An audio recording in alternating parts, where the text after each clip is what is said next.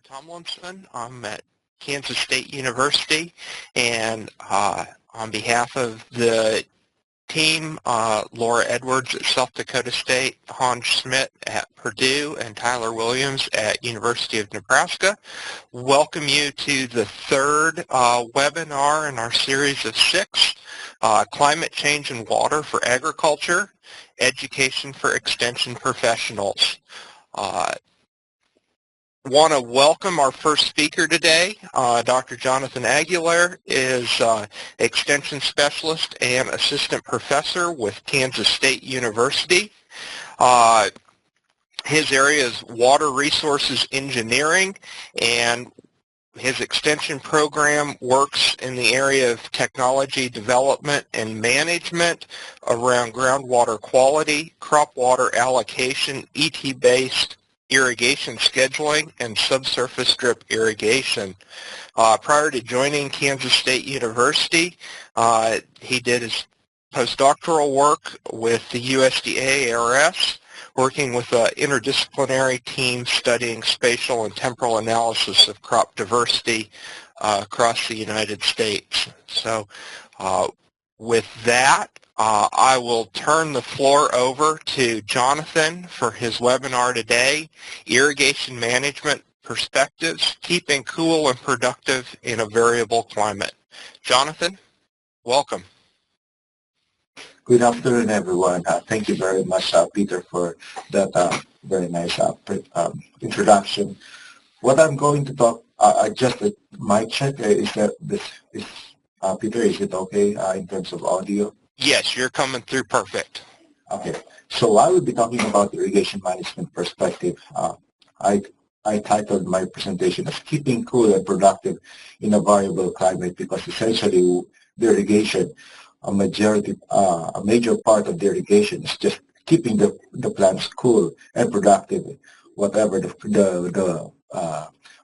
climate is giving it. So anyway, I'm an assistant professor again in K-State out here in Garden City as part of the Southwest Research and Extension Office, and I work primarily with it as an extension water resource engineer. To give you a background of what I'm going to talk about, to give you an overview, I'll be talking a little bit about the statistics and trends, irrigation types of irrigation system, the race for the more efficient irrigation system, and some management practices that are probably going to be very important in terms of management of those water. And I'll be stepping forward to look at my crystal ball and try to see what's up ahead in the near future. I think it's probably important that before I continue, I'll give you a little bit of my background. So my background I'm from the Philippines, and my background is essentially a lot of water. On average, there's about 7 feet of water that we receive in that particular country, plus or minus 5. Again, it's feet. So when I moved to Kansas, now I'm looking at about 18 inches. So it's not feet, but it's now 18 inches in terms of 18 inches of rainfall that we have to manage. And I show you this picture, this map over here, to show you that there's also a variation in Kansas. From the southeast corner of Kansas, we've got about 43 inches of rainfall. And as you go west, you lose those types of rainfall, and up to the border, we have only about 17 inches. And that gives you an idea of the diversity in terms of the annual precipitation that we get over here. And somehow some people in the audience would probably relate in one of those rainfall amounts that they receive in a year. With that precipitation, we are also talking about 8 inches of evapotranspiration. So before you even plant your crop, you're already deficit in terms of water. And that's the big challenge over here in this region, is that we get a lot of potential evapotranspiration and less evaporation, which is good in one way because you maximize your productivity. At the same time, it becomes a challenge to be cool and be productive in this particular type of scenario. Fortunately, we are blessed with a high plains aquifer under with a lot of water underground. This is the main source of irrigation irrigation water in this particular region. There is in the most western part of Kansas, you have the Aguilar aquifer. I hope you can see my pointer over here. But in the south central part, the most likely it's more on an alluvial aquifer, and it's more stable compared with the western part. So in the western part of the state where the Aguilar aquifer lies, we have these water quantity issues. And on the central part, it's more of the water quality issues. So we've got a lot of variation also in terms of the water source. And as you go farther in the west, it's more alluvial, and some are tapping from the rivers itself. So that just gives you an idea of what we're dealing with. So my talk will be focusing more on our experience from our perspective. What are the management criteria, or what are we going to do in terms of irrigation?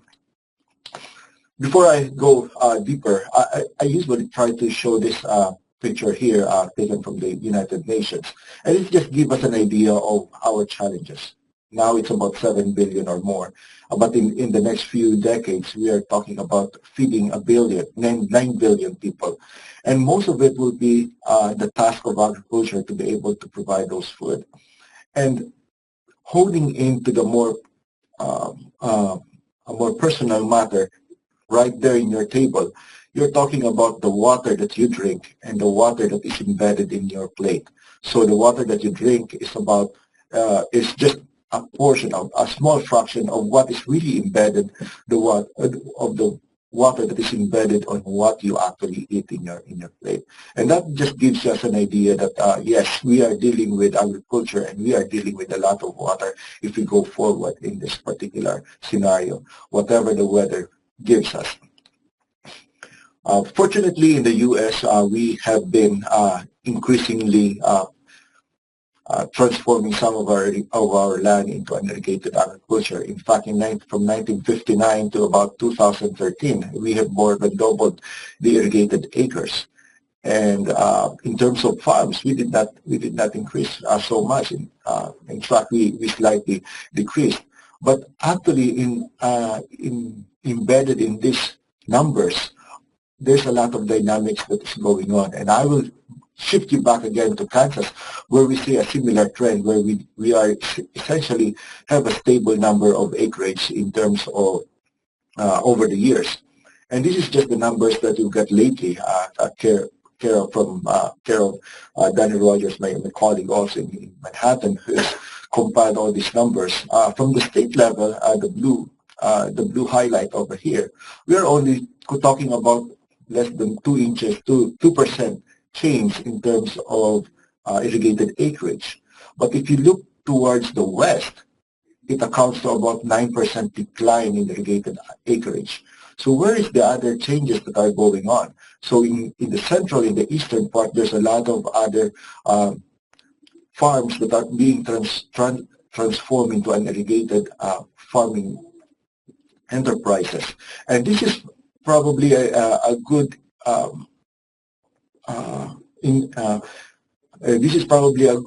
representation of the whole central network, the whole central region, wherein there's a lot of irrigated acreage that are being transformed right now, just because there's a big value in irrigation. And although they do get a lot of rain, although the eastern side of our state gets a lot of rain, there's a big value in irrigation, particularly putting those water at the right time, at the right place. And on a similar manner, there's a lot of dynamics going on in terms of the irrigation system that are being operated. Here we see from the 1980s to about 2005, there's roughly around a stable acreage of irrigated land over here in Kansas, but you could see inside, within those irrigated lands, there's a shifting of the irrigation system from flood irrigation in the 1980s. Now, 90% of the irrigated land is now under the center pivot or sprinkler irrigation. And that's essentially what has been happening in our state. And I think that's going to happen also in some other states, is that there will be a shift from from a surface irrigation to probably more efficient type of irrigation system. And there's just a lot of demand for a more efficient irrigation system. So this is where we started, I guess, in terms of surface irrigation. There's a lot of types of surface irrigation system. There's a lot of management going on. There's a lot of labor. And I think that was one of the issues or the challenges that some of the farmers have been facing, is just a lot of labor dealing with surface irrigation system.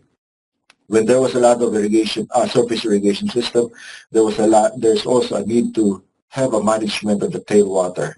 And I guess the next speaker is going to touch base a little bit on this particular issue of tailwater management and drainage also. But I won't touch a lot of those. But going back to the center pivot or sprinkler irrigation systems, there's a lot of development going on into this type of irrigation system. It is probably so far the most efficient and the most practical in this particular region. And one of the advantages of sprinkler irrigation is that we could command a higher water use efficiency. Over here in this particular chart, particularly in Southwest Kansas, we become more efficient in terms of using those water.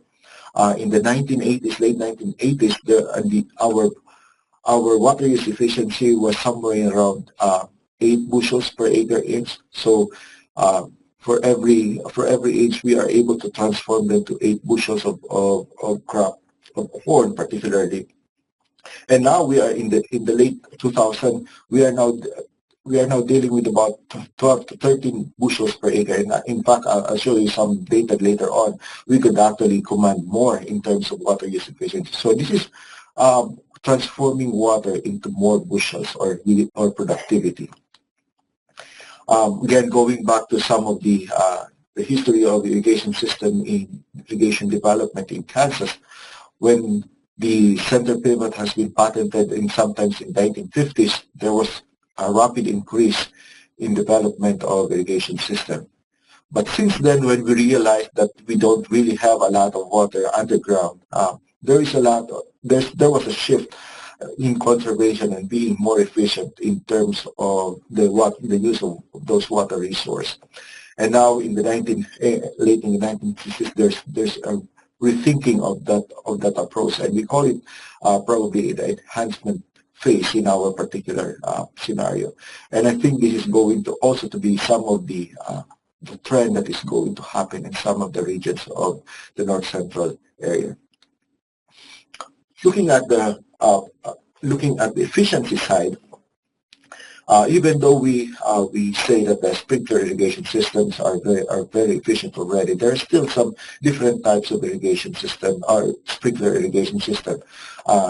Impact sprinkler spray, in-canopy spray, and some of them would be some bubbler type.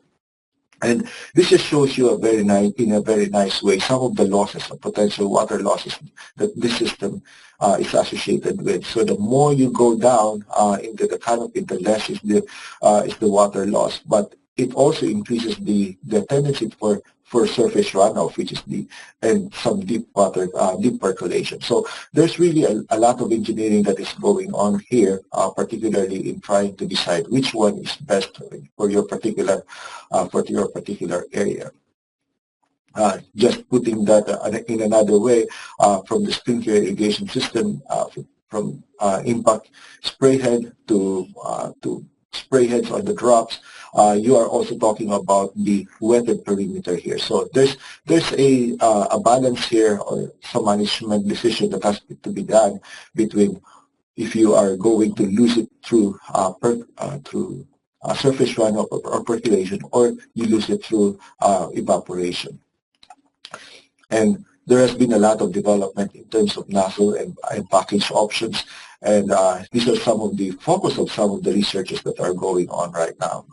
In fact, we could see a lot of developments also in the nozzles.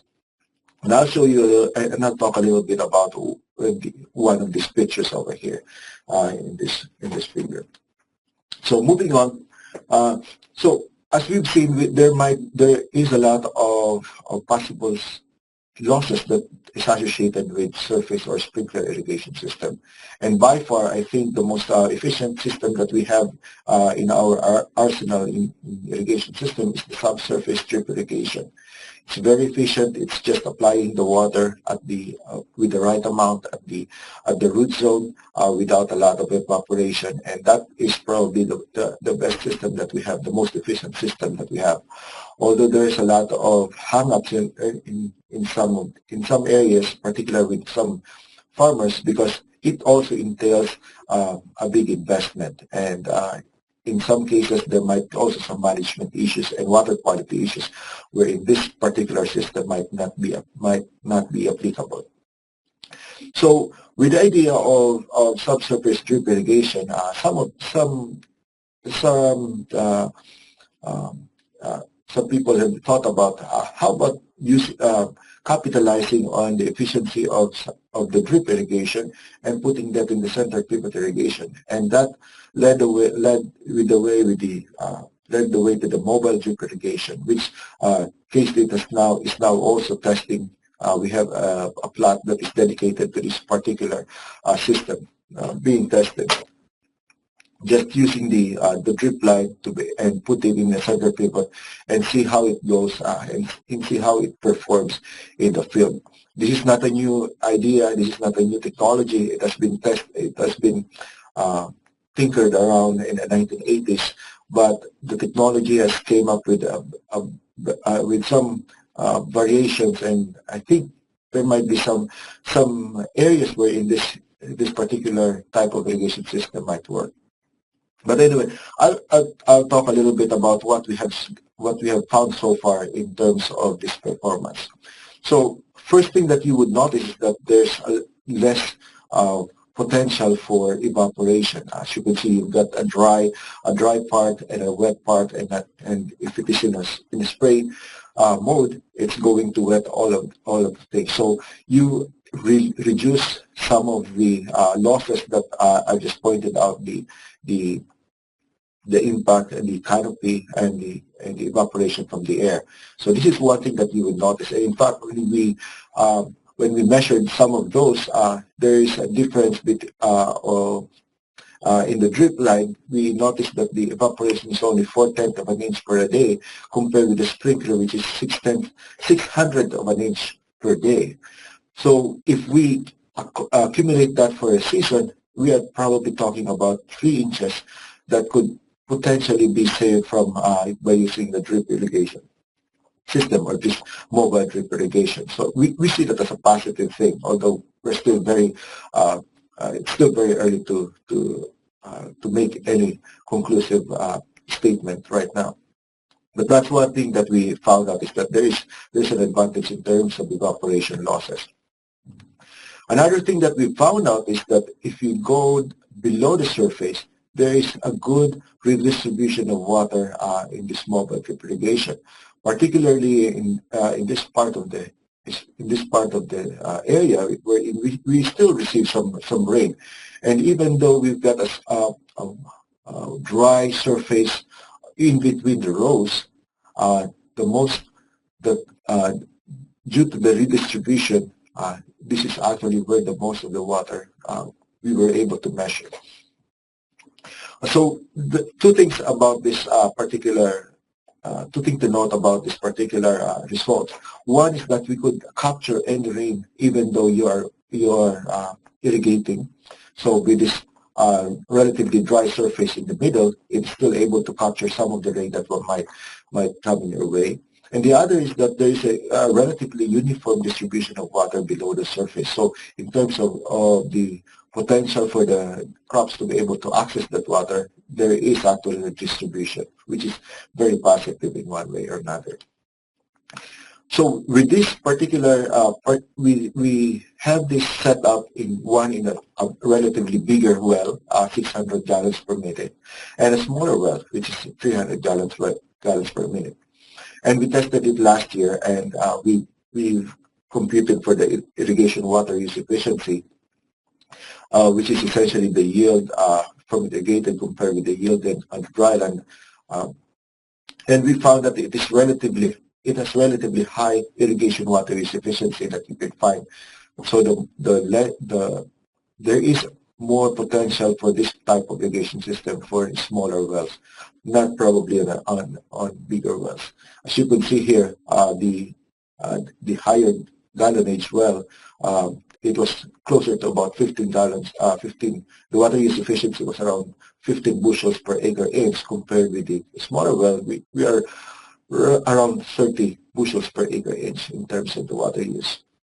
So again, this was conducted in a relatively rainy season, rainy year. So it's very early to make any concluding statement. One thing that we noticed also with this type of drip irrigation, mobile drip irrigation, is that there's a lot of opportunity for the water to infiltrate. And at the end of the season, we measured the soil moisture index in those two setups, and we found that compared with the sprinkler irrigation, there's almost twice the amount of water that you could find below the surface, which is very positive in this particular field wherein some of the farmers are going to catch up later on. Some of the other observations, particularly in areas where there might be some issues with the wheel trucks, with this type of irrigation system, I think we could see some positive opportunities for dry wheel trucks. So again, another one of those that we did not measure, but we observed in the field. On the other hand, we also saw some challenges. With this type of irrigation system, the farmer has to really have to plant in circles. And planting in circles might be challenging to some farmers. But in order for this particular system to work best, it has to be in the middle of those rows, and it has to be able to go through those planted in circles. So it has its promises and it has its downfalls, but very positive.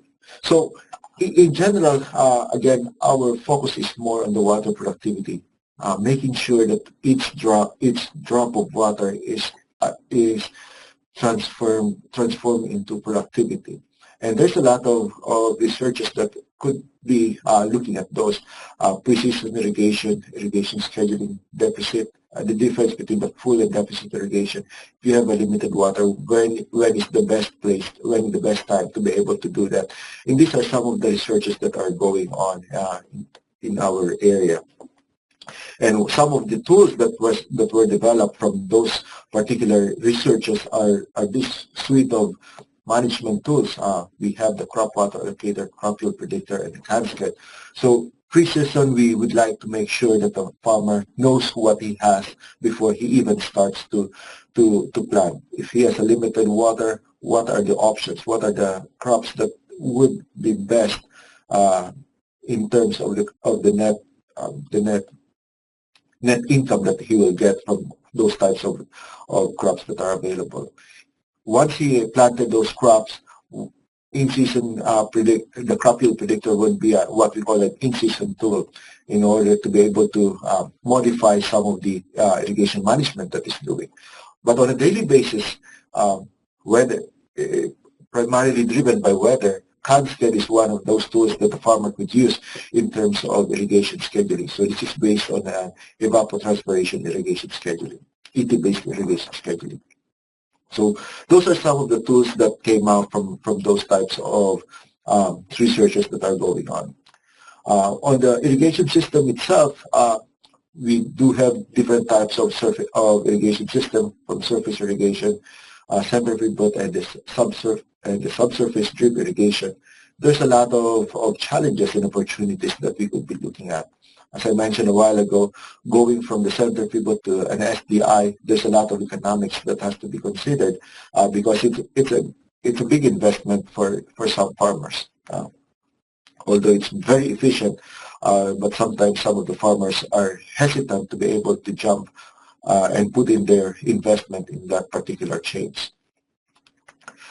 So I'll be stepping here in looking at the future. Hopefully my crystal ball is clear as mud in terms of making sure that we see what's going on in the near future. But some of the future of irrigation system would be more on the remote sensing.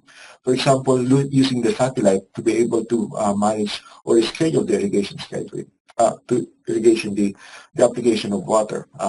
This is one of those examples in California that they use the remote sensing to be able to predict the evapotranspiration, and we hope to see this more in our region. There's a lot of push for irrigation scheduling using soil moisture sensors. Yes, there's potential for that because we know we'd like to know when to apply the water, but so far some of the soil moisture sensors are not able to give you how much water that you should probably need, and the industry are still grappling to be able to address this particular concern. However, the soil moisture sensor are able to give us one more information that I think was not available before. Be able to detect where the root zones are, particularly to be able to detect the root water uptake. Over here in the graph on the right, you could see that during the nighttime there's no root water uptake, but during the daytime it goes down, indicating that there's a root water uptake and the plant is active during those times. And then during the nighttime it stops again. So these types of information were not available before and are now available just because of the advances in electronics of some of the soil moisture sensors. Some other technologies that are coming online would be the ground-based infrared thermometry, wherein rather than looking at the soil and looking at the general evapotranspiration, we are now looking at the plant health itself and looking at if the temperature is increasing in those plant canopy, which indicates the stress level. And hopefully we could incorporate that in some systems on the center pivot and make those decisions on the fly. And these are being tested right now in the areas of Texas. Variable rate irrigation, there's been a lot of interest in variable rate irrigation, particularly in areas or in fields where there's a lot of variation. The sector control has been there for quite a while, and most new panels are able to control this, but the zone controls are one of those that are relatively new, wherein you could magnify the precision of your application to some of the areas in your field. So this is probably some of those that we'll be watching in the near future. I guess that's all that I have in terms of our perspective in terms of irrigation management. I've got here my contact number and also some of the list of those websites that the listeners the viewers could be able to go through later on. That's all that I have, Peter. All right. Thank you, Jonathan. I believe we will leave the mic open for a few minutes if there are any questions. Peter, we do have a question. What is the difference between irrigation efficiency, enhancement, and productivity? Okay. So I hear that what is the difference between irrigation efficiency, enhancement, and productivity? I guess it depends on where you are. The simple answer is actually just the way that we look at the water that is being applied. Efficiency refers to the system itself, the ability to be able to apply that water on the system, on the plant itself. The productivity is the measure of transforming that water that you have applied into measurable yield or measurable quantity of the crop. Enhancement is somewhere in between. I guess personally, I think I haven't heard that being applied in this type of system, but I would say that it's somewhere trying to apply that particular water more efficiently, but it has already left the irrigation system itself. So I would say that it's somewhere in between those two. All right. I'm not seeing any additional questions. So Jonathan, thank you very much for your presentation today. And I will turn the floor over to Laura Edwards to introduce our second speaker today. All right, thanks, Peter.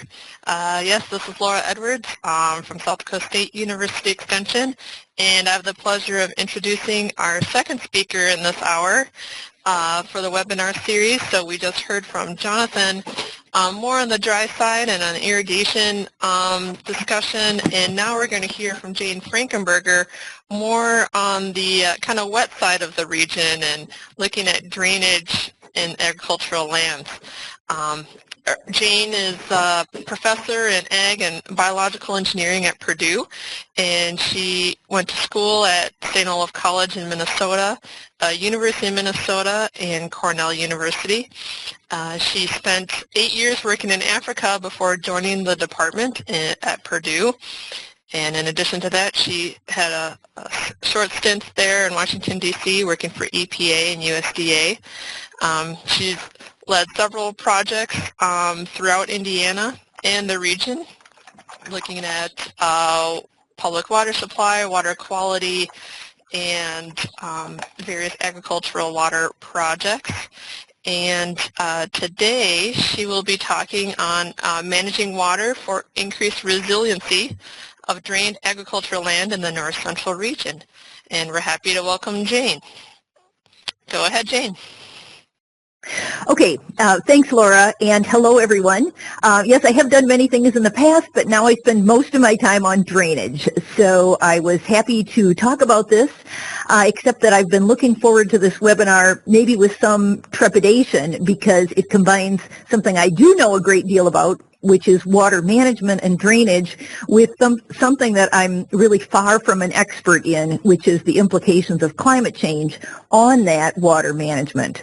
But I assume many of you are in the same boat. We are not experts on climate change, but yet we will be affected, and therefore we need to understand what the climate scientists are telling us about what the future will be like, and then think about, as extension leaders, think about how we can help agriculture in the region adapt to those changes that will be forced upon us by the change in climate.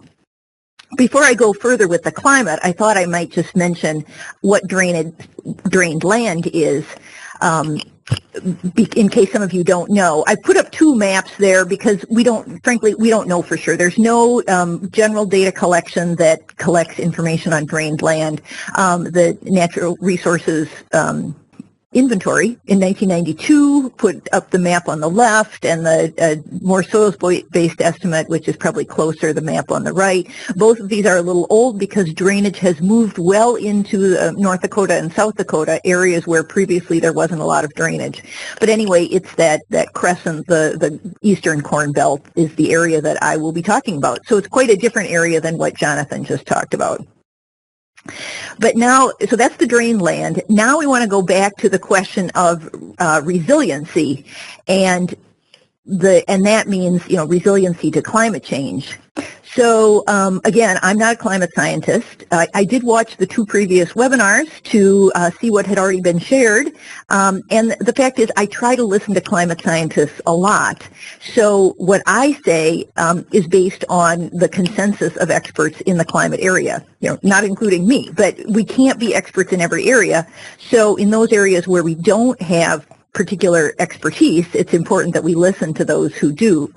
Obviously, I'm just mentioning that because oddly in the world of climate, some people say, I'm not a climate scientist, therefore I don't believe it, which seems very counterproductive. So what I'm going to say just a little bit at the beginning is what the climate scientists tell us about the future. Really two key points that I've taken from all the many webinars that I've gone to and reports that I've read. So I'm going to call these what all of us need to understand about water management implications of climate change. So the number one bullet there is that more of our precipitation is falling in very heavy events. So this map was used by Dennis Toddy in his webinar, so I thought I'd put it up again here. This is not modeled into the future. This is what has already been observed. And this is a concern, right? So in the north central region, 37% more of our precipitation is going to fall in what the climate scientists have defined as very heavy events. Now, is that a good thing? I think most of you would agree it's not a good thing. When those really gully washers come down, agriculture doesn't benefit as much, and that is what causes severe erosion and lots of problems to manage. So what do we do about that?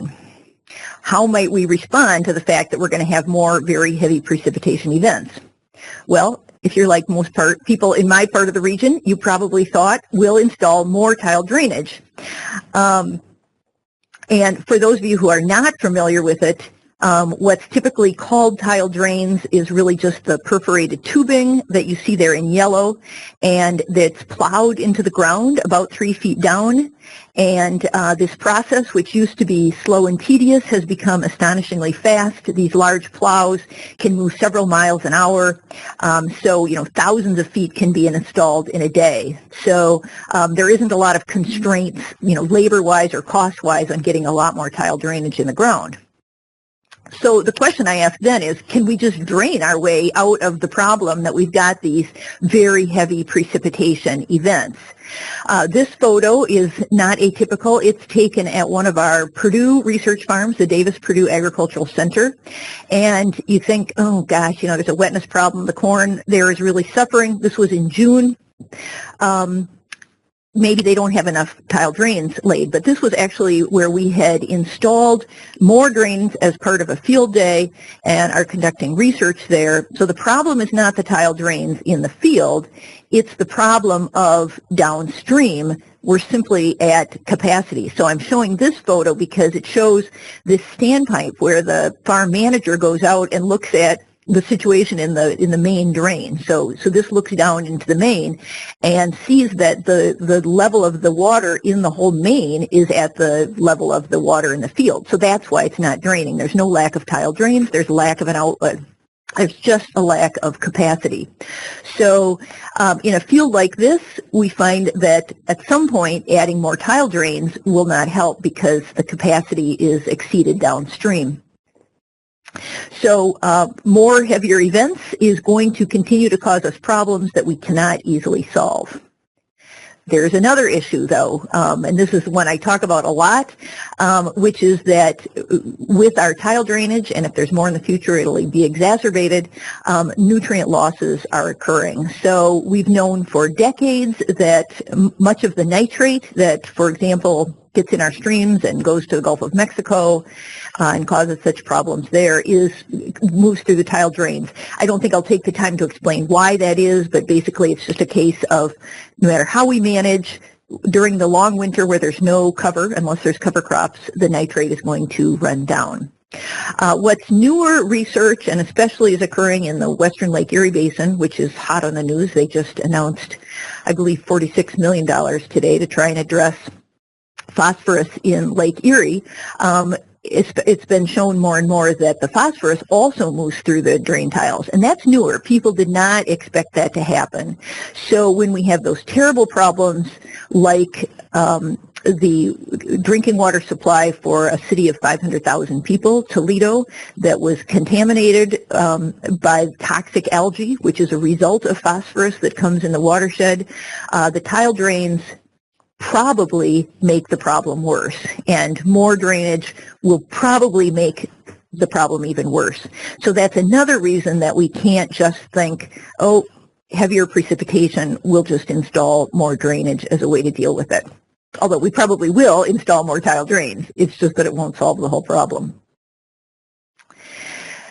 So now I want to move to the second point that I've learned from climate scientists about what we can expect in the future. And I think of 2015. It was a very telling year. I'm not sure if around the region other people had the same situation, but we had a lot of flooding. It was a very, very wet May and June, especially in the northern part of our state, but that's when these photos were taken. It wasn't before the drainage season. It was sort of like in the cropping season that we had these very, very heavy storms. Sorry, that we had, excess. It wasn't necessarily heavy storms. It was just, it rained every day. So again, people started to think about more drainage, but then they realized they were bumping up against ditches that had no more capacity. But that year was followed by a very dry July and August. And so the crops that had a tough time due to too much water then started having a tough time due to too little water. So that was 2015. The question, is that an unusual year? It would have been somewhat unusual in the past, but the problem is that the projections that the climate scientists tell us is that during the wet times of year, we're expected to have more water, and during the times that are already dry, we're expected to have less water. So more years like 2015 when we had this kind of schizophrenic weather of too wet and then too dry. And that's what is going to get worse. So I'm showing one more map from the National Climate Assessment that, again, Dennis Toddy gave me the idea of showing because I think this is particularly key for us. So it shows by season how the amount of precipitation is expected to change. So in the winter and the spring, if you look at the top there, the north central region I kind of outlined in yellow, we are expected to have significantly more precipitation. The fall, we're going to have about the same, but who really cares how much water there is in the fall? It doesn't really affect us most years. But the time we'd really like to have more water, we're actually projected to have less. So climate change is not going to make our area generally drier or generally wetter. It's going to make it more extreme. And so we'll have less of that nice regular precipitation that is one reason our cropping systems are so incredibly good. Okay, so just to review again, this is the situation we have. In January and June, when drainage is already a problem, we're going to have more water. In late summer, when there's really the high crop water demand and our plants really need it, we're projected to have less water. So this is not good, but this is what climate scientists tell us, and it's what we need to think about, how we can help agriculture adapt to face this difficult situation. So what might we do? Oh, sorry, I forgot. And also, more of it will fall in heavy events, and more of even the less water in the summer will fall in very heavy events. So it sort of even makes the problem worse. So that's the situation that we have. I brought it back because I think it's an important summary. Okay, so that's the first part of my presentation. The rest is going to be, so what can we do? So the idea of resilience, if we go from the dictionary, I like this definition. It's the ability to become strong, healthy, or successful again after something bad happens. And because of that, because of the climate patterns, the precipitation patterns that are expected, it's going to be a bad thing. So what are we going to do? And that's the question that I invite us all to think about. I'll give my thoughts, but your thoughts are needed too. What can we do to improve our resilience to increasing heavy precipitation, increasing more precipitation during the wet winters and springs when we already have too much water, and decreasing precipitation in summer at the height of the growing season? And I don't think I'm out on a limb there at all. This is pretty robust science that tells us that's what it'll be like. So the thing that I've been thinking about, along with a group of other drainage folks, is that we need to think about storing drained water in the landscape, because when we've got too much, obviously you can think about a savings account or banking or something like that. So the question then, and the technical question we need to look at, is where and how can we store water in the agricultural landscape? And I always like this photo from Dan James, but it just really shows, it helps us think about what we've got. We've got the field up there, we've got a buffer, we've got the tile, we've got the ditch. Where are there potential areas to store water? Well, the first one, we don't need to do anything. It's already being stored in the soils. And this is not my expertise, but again, I read what the soil scientists tell us. We know that the soil water holding capacity of, is one of the wonderful properties of soil, and the big push for soil health by NRCS, I show one of their infographics there on the right, is that as we increase the organic matter, we'll be able to store more water in the soil. So it's already a wonderful resource that we have, which is soil that in general stores quite a bit of water. And if we can work on soil health, it will store even more. So that's the reason that Build Soil Health is at the bottom of this pyramid that Mark Tomer has developed.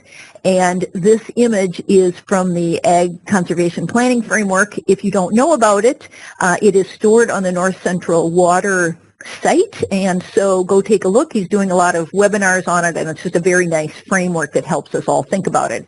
And I think it's very appropriate to what I'm saying here about storage, that building soil health is the foundation.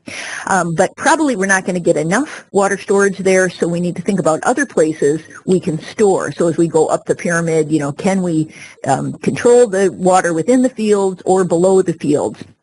And that's what we're looking at in our project here. So again, we look back here, we've got the soil, but can we stop those drains from taking all the water out of the soil profile immediately and store more there, actually more in the drainage system. So as drainage systems have been installed around the region for decades, usually the focus has been on getting the water out as quickly as possible. Nobody wants it.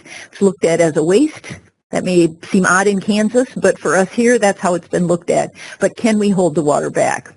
So the first practice that we're looking at is called drainage water management, or more historically, it's been called controlled drainage, and we're going back to that again. But the basic idea here is that you install a water control structure at the outlet of a drain. If we have the drain just, here next to a ditch, this water control structure functions as sort of a dam. Some people call it a valve. That's not quite right. It really is damming up the tile and storing a lot of water in the soil. So after harvest, you can raise it, and it's especially been a water quality practice, but it also may have benefits as far as storing the water itself. Before planting or harvest, you need to let it out so you can get in for field work, but then you have the potential of raising it again after planting to potentially store water for crops. So that can be a benefit. So I'm not going to say a lot more here. This is something I've been researching for 10 years, so certainly would be happy to answer questions. There's very good water quality benefits shown. The water quantity and crop yield benefits have not been as clear. They tend to be very slight and go back and forth in different seasons, but we're still working on how to manage them the best. Another place that one could potentially store water, if you remember the image of what our field looks like, is how about the buffer itself? Is that a place? And so folks in Iowa, led by Dan Janes, have been researching the potential of taking water out of a tile drain that currently is just passing underneath a buffer and spreading the water back through the buffer, really making it a water storage location. And this has particular water quality benefits. If the soil has enough carbon to have denitrifying bacteria, then the nitrate can get treated. So it's not generally accepted for NRCS cost share yet, but we're having a meeting here at Purdue tomorrow, and I think we'll be talking about the final results from the testing that they've been doing, and it will probably move into a more widespread practice. And so the third one is, could we just capture the drain flow in a pond? Here's one example of a pond. And then what would we do with the pond? Well, what we'd like to do is actually irrigate it back onto a field. So if we take the subsurface drainage and the surface runoff into some kind of a reservoir or a pond, and there's all kinds of potential ways to do this, we could put it back on the cropland, either through sub-irrigation, but I'm thinking more and more it may be through sprinkler or maybe subsurface drip irrigation. All the methods that Jonathan just talked about are potential ways for getting the water, which is full of nitrate and phosphorus, which is causing the water quality problems downstream, get that water back onto the field. There's certainly a surge of interest in recent years, and this is in the eastern part of the Corn Belt, the wetter drained areas. From 1997 to 2012, irrigated acreage has gone up by 75% in Indiana, and also Michigan and Illinois, and I'm sure other places as well. But we know people are more and more interested in this, especially because of that fact that I told you earlier, that the summer precipitation is going down. So there is a lot of interest in irrigation, and so if we could combine it with a storage of the water with its nutrients in it, there could be some real benefits for downstream waters as well as the crop. We've been fortunate to have a large project funded with 8 states shown there. It's a USDA NIFA funded project, and it's got sort of the same name as the seminar, Managing Water for Increased Resiliency of Drained Agricultural Landscapes, but we thought that was sort of too large of a mouthful, and we talked about what we wanted to say our project is, and finally came up with this name, transformingdrainage.org, with a tagline, Managing Water for Tomorrow's Agriculture. So it's sort of an aspirational goal. I don't know to what extent we will be successful at transforming drainage, but that's what we want to see. This project allows us to bring research together from across the whole Midwest. The diamonds that you see there are sites where there is existing or historic research by people who have agreed to share the data. So that's what's very exciting about this, is that we'll take even some historic sites, put the data into a central database, and then use tools for synthesis to bring about broader answers than any individual site has been able to do. Again, we feel very fortunate and look forward to how much we'll be able to learn through this project that really brings researchers together. It's just finishing its first year, so we don't have any results to share yet, but we certainly will over the next few years.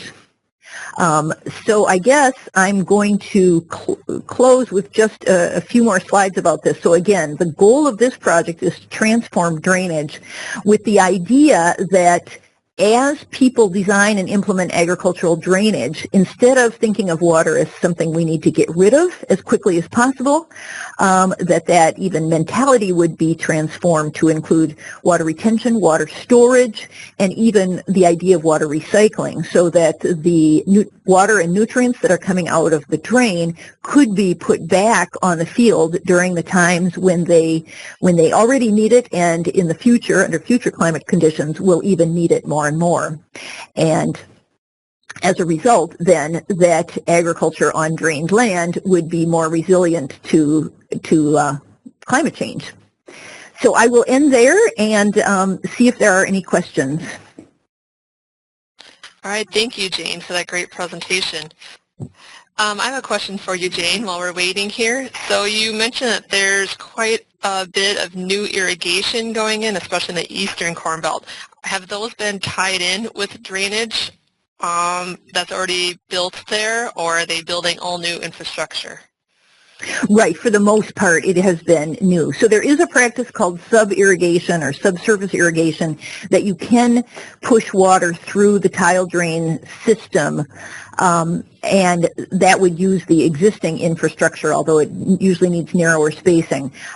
People have promoted that in the past. I have to say it hasn't been particularly successful. It's very constrained on what kind of land it works on. You need to have a permeable enough soil that the water can get out of the tile lines and into the soil, but you need to have really an impervious layer below it so that the water doesn't just move straight down. So there are some soils where it will work, but it's fairly limited. So for the most part, in these systems, even like in the West, they are installing center pivot sprinkler systems, and they tend to be on different soils. There aren't, I would say, a lot yet that have both irrigation and drainage on the same soils. It tends to be the well-drained soils, the sandier soils that are getting the irrigation, whereas the poorly drained soils have the drainage. But that is changing. People are installing drainage on land that is not as poorly drained as in the past. Sort of the moderately well-drained soils are often getting drainage now. And I assume the irrigation is also being installed on the poorly drained soils, although I would like to study that if we had a good data source of where the irrigation is.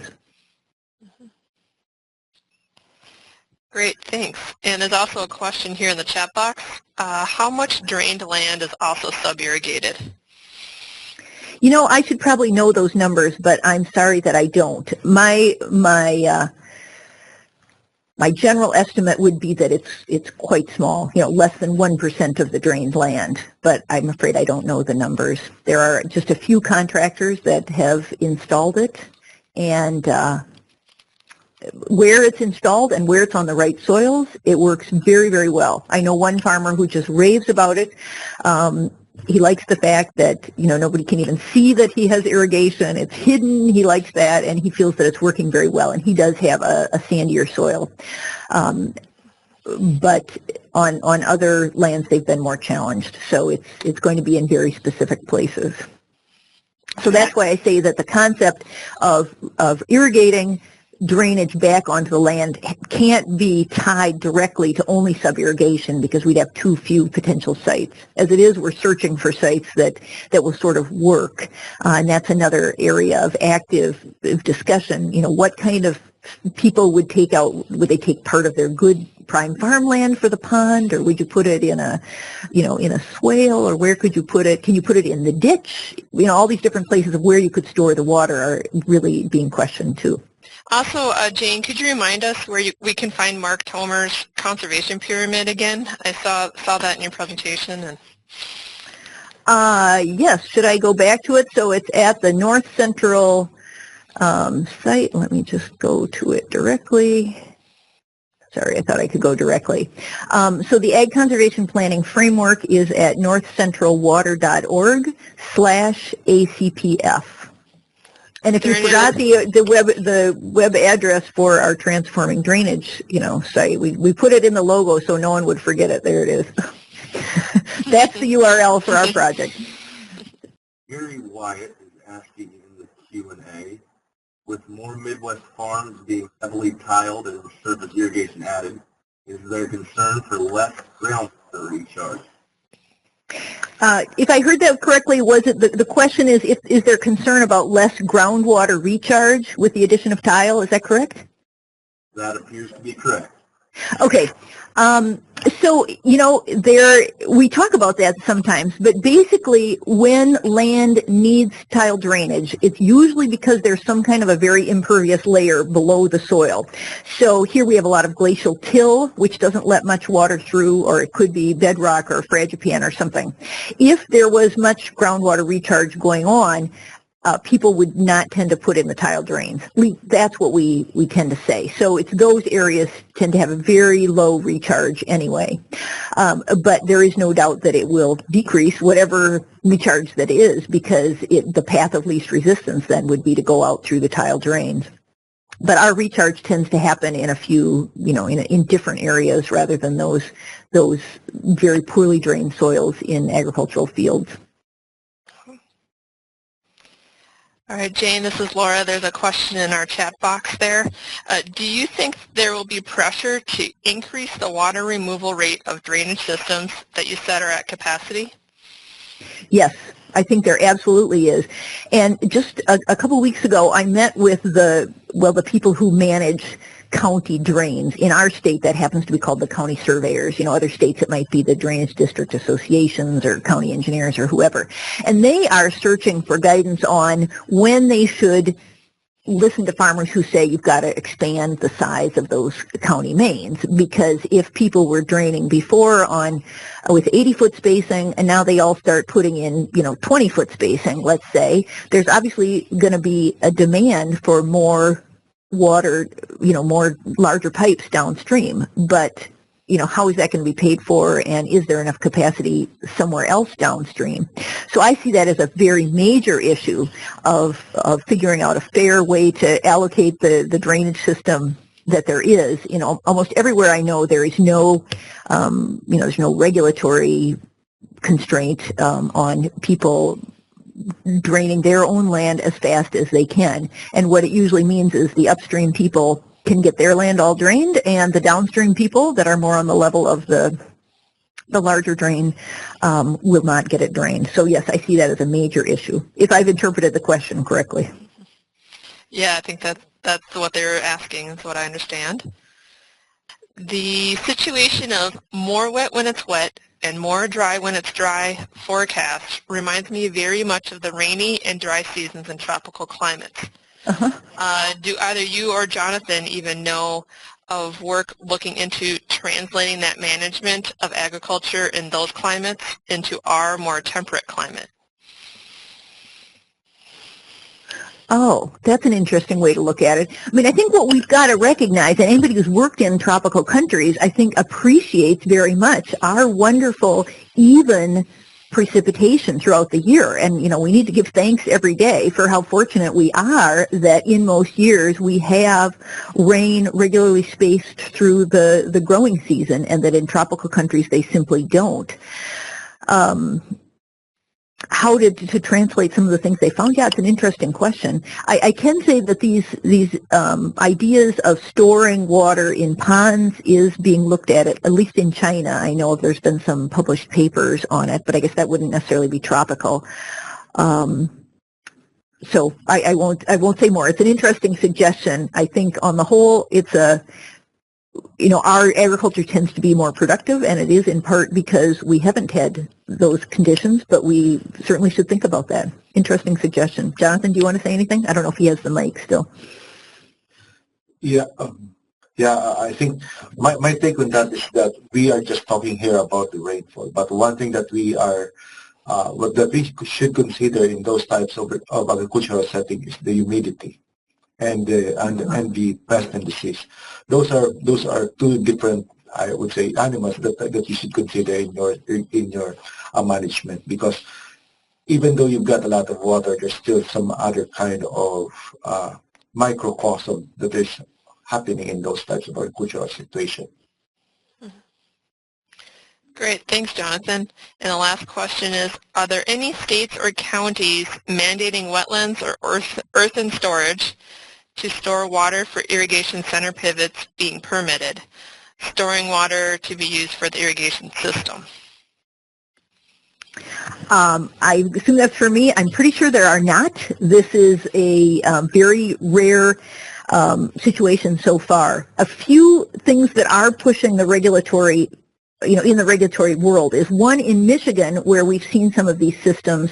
There are regulations on how fast people can withdraw water from the groundwater, and that's why some people have put in ponds so that they can be that they can irrigate with less real-time pumping. And so that is a regulatory pressure that moves them towards having the storage, but it doesn't directly demand it. And then I'll just bring up, I was thinking of including this, but the lawsuit with the Des Moines Waterworks that so many people are looking at as to whether drainage systems would need a permit of some kind, I think is pushing also people to look at other systems. And one of the systems that could be looked at would be this kind of a system. But for nitrate, there are other ways to treat the nitrate, and that's primarily the problem in Iowa. The phosphorus that's causing the problem in Lake Erie and other freshwater lakes, there aren't a lot of methods of how to treat phosphorus in subsurface tiles, so this might be one of the most beneficial, but we're a very, very long ways from any regulations that would require it.